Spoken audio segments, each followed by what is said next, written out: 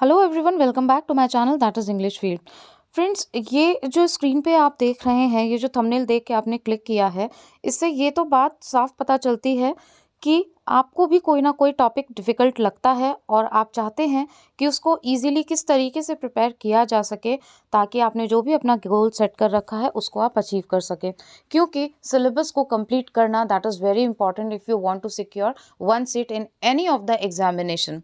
चाहे आपका वो स्कूल टाइम हो, चाहे आपका कॉलेज टाइम हो, चाहे फिर आप किसी पोस्ट को हासिल करना चाहते हों।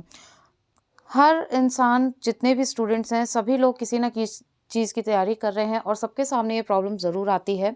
काफ़ी दिन से मेरे पास में इससे रिलेटेड क्वेरी आ रही थी और कल फिर डिस्कशन होते-होते ऑन कॉल मैंने इस पे बात की और मुझे रियलाइज़ हुआ कि इस चीज़ के बारे में आप सभी लोगों से डिस्कस करना चाहिए और शेयर भी करना चाहिए, ठीक है? तो हम आज यही देखेंगे कि किसी भी डिफ़िकल्ट टॉपिक को हम ईज़ी बना कैसे सकते हैं और वो टॉपिक आखिर ऐसा क्या रीज़न होता है कि वो हमारे लिए डिफ़िकल्ट होता ही जाता है और हमें लगता है कि अरे इसको हम कैसे सॉल्व करें, वो एक मिस्ट्री बन जाता है।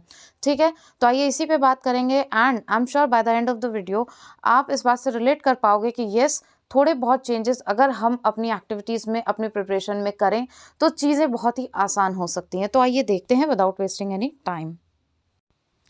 तो फ्रेंड्स, एक्चुअली होता क्या है कि हमारा जो ब्रेन होता है वो अलग-अलग तरीके से सोचता है। उसकी जो ग्रास्पिंग पावर होती है वो भी अलग-अलग तरीके की होती है। ऐसा नहीं होता कि कोई दिमाग कमज़ोर होता है, कोई बहुत इंटेलिजेंट होता है, लेकिन सबका तरीका अलग-अलग होता है, सबके विजुअल्स अलग-अलग तरीके के होते हैं। तो हमें जो बहुत अच्छा टॉपिक लगता है उसे हम बार-बार खोजते हैं और उसी की तरफ चले जाते हैं।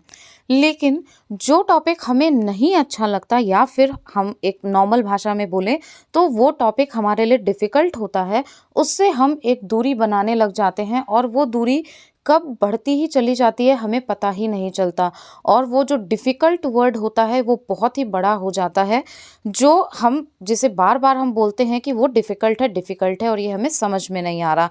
आखिर इस सब का रीज़न क्या होता है?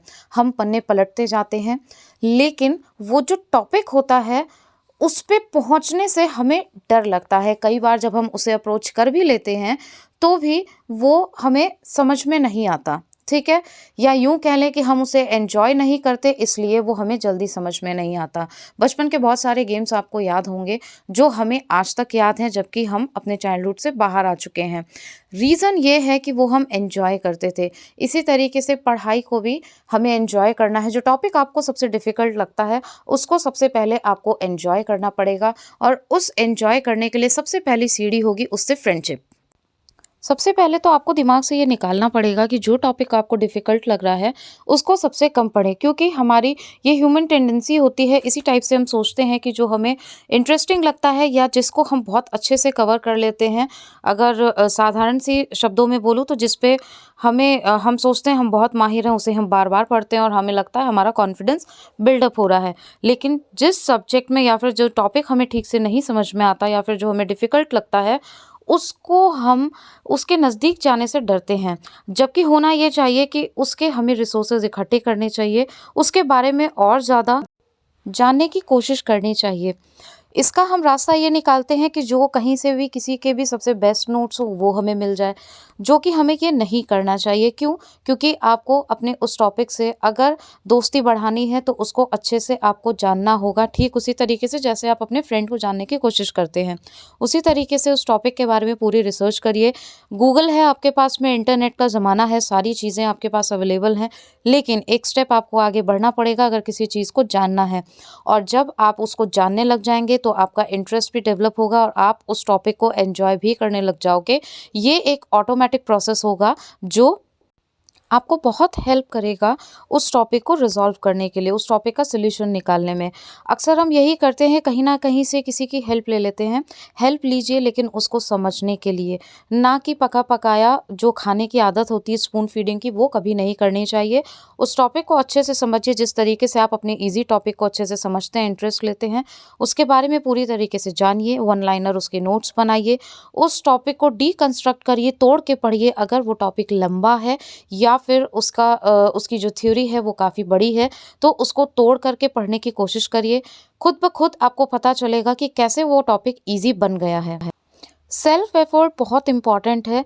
Self creation is really very important when you are preparing for any kind of exam और you are preparing for any topic.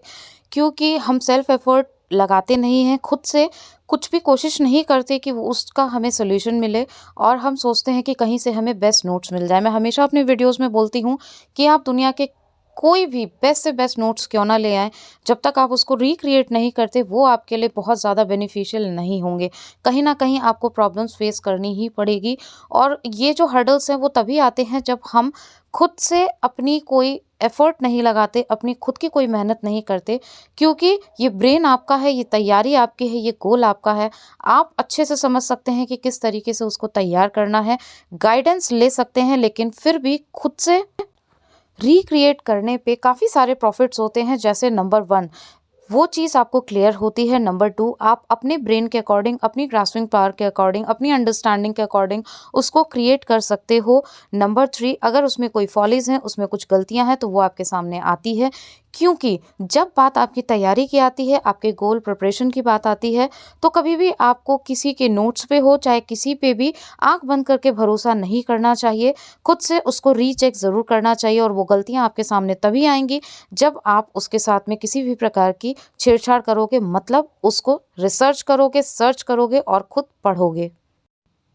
So friends, यही है सबसे ईज़ी तरीका कि आपका कोई भी टॉपिक जो डिफ़िकल्ट हो, वो बहुत ही आसान हो जाए, और उसका मूल मंत्र है रिक्रिएशन, रिसर्च। जब आप उसको रिसर्च करोगे, किसी भी चीज़ को रिक्रिएट करोगे, तो खुद ब खुद वो आपके लिए आसान होता चला जाएगा, और आपको पता भी नहीं चलेगा कब वो टॉपिक ईज़ी बन गया।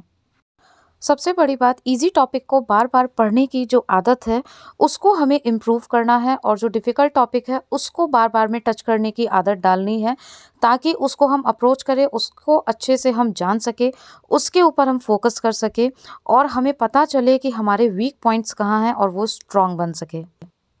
So friends, if you have any suggestions or you want me to explain any topic, then please to comment in comment box, and please do share your feedback कि आपको वीडियो कैसा लगा, next video आप किस topic पे देखना चाहते हैं, and if you want anything about TGT PGT, then please search please.